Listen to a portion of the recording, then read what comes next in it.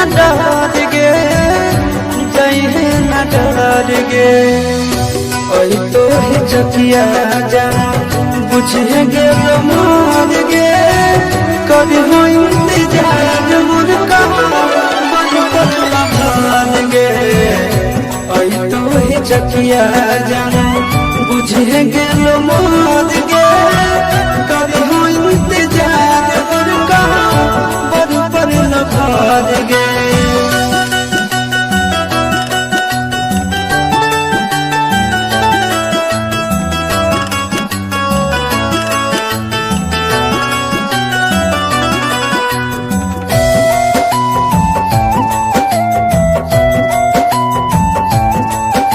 कैसे गायब हो सकती है?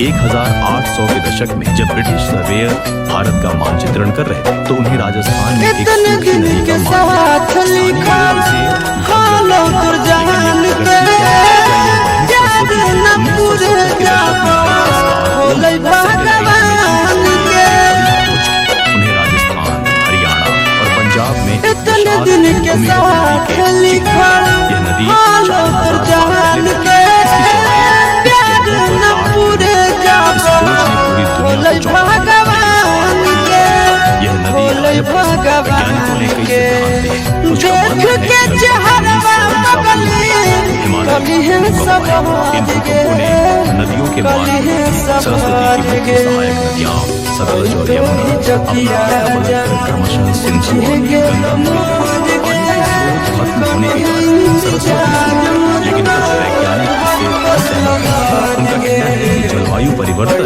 इसका कारण रहा। मानसून के पैटर्न में बदलाव आया और सरस्वती का पानी धीरे धीरे कम होता गया। 2017 में IIT कानपुर के शोधकर्ताओं ने राजस्थान में कुओं का अध्ययन किया। इन कुओं का पानी 5000 साल पुराना था। DNA एनालिसिस से पता चला यह पानी एक प्राचीन नदी का है। क्या यह सरस्वती थी? और यहाँ से शुरू होता है सबसे दिलचस्प भाव। 2020 में हरियाणा सरकार ने एक प्रोजेक्ट शुरू किया, सरस्वती पुनरुत्थान परियोजना। उन्होंने कुरुक्षेत्र के पास खुदाई की और जो मिला वो चौंकाने वाला था। 10 फीट नीचे उन्हें पानी मिला, लेकिन यह सामान्य भूमिगत जल नहीं, इसमें खनिजों का एक अनोखा संयोजन था जो सिर्फ हमारी नदियों में पाया जाता है। दुनिया के मेला में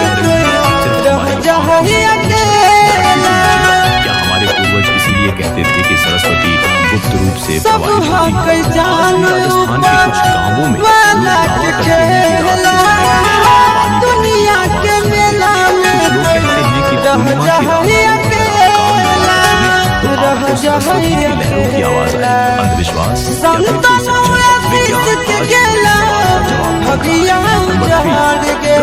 नदी और रहस्यमयी द्वीप मौजूद ब्रह्मपुत्रास मिस्टीरियस मौजूद तिब्बत के मानसरोवर झील से शुरू भारत के असम राज्य से होती हुई बांग्लादेश में गंगा से मिलकर बंगाल की खाड़ी में समा जाने वाली। लेकिन दोस्तों, इस नदी के बीच में है एक द्वीप जो खुद में एक रहस्य है। माजुली दुनिया का सबसे बड़ा नदी है, 1250 वर्ग किलोमीटर में, लेकिन ये सिर्फ एक द्वीप नहीं है, ये एक जीवित सांस लेती बदलती हुई भूमि है। 1917 में इस द्वीप का क्षेत्रफल 1246 वर्ग किलोमीटर था। 1972 में यह 554 वर्ग किलोमीटर रह गया और 2014 में सिर्फ 352 वर्ग किलोमीटर। हर साल हर बारिश के साथ माजुली थोड़ा और डूब रहा है, थोड़ा और छोटा हो रहा है। वैज्ञानिकों का अनुमान है कि अगले 15 से 20 सालों में यह पूरी तरह से गायब हो जाएगा।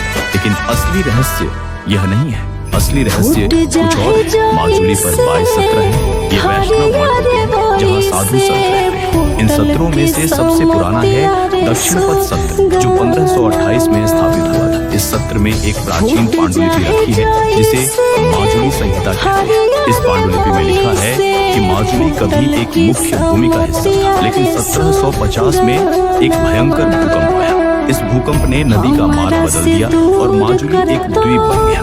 लेकिन पांडुलिपि में एक और बात है कि जो वैज्ञानिकों को हैरान करती है। पांडुलिपि के अनुसार माजुली के नीचे एक प्राचीन मंदिर समूह दबा हुआ है। ये मंदिर समूह 12वीं सदी में बना था और इसे रत्नगर्भ कहा जाता था। भूकंप और बाढ़ के कारण यह पूरा परिसर मिट्टी में दब गया। 2008 में असम के पुरातत्व विभाग ने माजुली पर खुदाई की और जो मिला वो चौंकाने वाला था। 15 फीट नीचे उन्हें पत्थर की मूर्तियां में नक्काशीदार स्तंभ मिले, लेकिन खुदाई को बीच में ही रोकना पड़ा क्योंकि पानी का स्तर इतना ऊपर था कि आगे खोदना संभव नहीं था। लेकिन सबसे रहस्यमयी बात यह है, स्थानीय लोग कहते हैं कि पूर्णिमा की रात को माजुली के कुछ हिस्सों से घंटियों की आवाज आती है, जमीन के नीचे से, जैसे कोई मंदिर में पूजा हो रही है। 2000 भी वहाँ है और वो अपनी रक्षा कर रहा है, किसी भी बाहरी व्यक्ति को पास नहीं आने दे रहा। विज्ञान के पास इसका कोई जवाब नहीं है। नंबर 4, नर्मदा नदी, उल्टी बहने वाली रहस्यमयी धारा। मध्य प्रदेश की अमरकंटक पहाड़ियों से निकलकर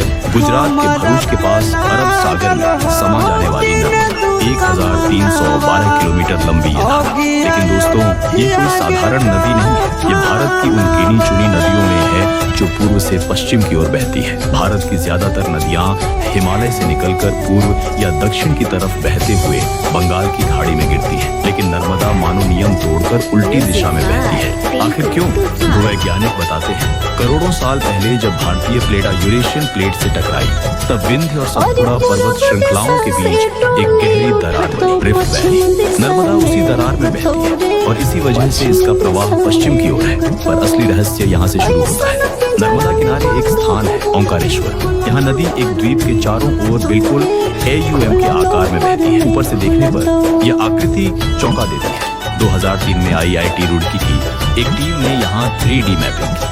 हैरानी की बात, ये पैटर्न प्राकृतिक नहीं लगता, बल्कि ऐसा है मानो इसे जानबूझकर गढ़ा गया। लेकिन सवाल ये है, हजारों साल पहले बिना किसी आधुनिक तकनीक के कोई पूरी नदी की धारा को AUM की आकृति में कैसे जोड़ सकता है? यहीं से नर्मदा और भी रहस्यमयी हो जाती है। यहाँ नर्मदा परिक्रमा की परंपरा है। भक्त नंगे पांव नदी के दक्षिणी किनारे से समुद्र तक जाते हैं और उत्तरी किनारे से लौटते हैं। नंबर 5, कावेरी नदी और तलाकाडू का श्राप। दक्षिण भारत की जीवन रेखा कावेरी नदी पश्चिमी घाट से निकलकर बंगाल की खाड़ी तक 800 किलोमीटर का सफर। लेकिन इस नदी के किनारे एक शहर जो एक श्राप की वजह से रेत में दफन हो गया, तलाकाडू। कभी मंदिरों, बाजारों और खुशहाल लोगों से भरा यह नगर आज रेत के टीलों में बदल चुका है। चारों ओर सिर्फ वीरानी और संकट। कहानी है 1610 तब तलाकाडू विजयनगर साम्राज्य के अधीन था। मैसूर के राजा राज वोडेयार ने हमला किया और कब्जा किया। उस समय रानी अम्मेम्मा के पास एक अनमोल आभूषण था जिसे राजा ने छीनना चाहा। रानी ने इनकार किया, आभूषण कावेरी में फेंक दिया और खुद भी नदी में कूदा। लेकिन कूदने से पहले उन्होंने 3 श्राप दिए। तलाकाडू रेत में डूब जाए, मालिनी नदी में बंवर बने और मैसूर के राजाओं की कोई संतान न हो। श्राप सच साबित हुआ। धीरे धीरे पूरा शहर रेत से भर गया, मंदिर टीलों में गुम हो गए। मालिनी और कावेरी के संगम पर आज भी घातक भंवर बने हैं, जहाँ कई लोग और मैसूर के राजाओं को सदियों तक संतान नहीं हुई। सबको दत्तक पुत्र अपना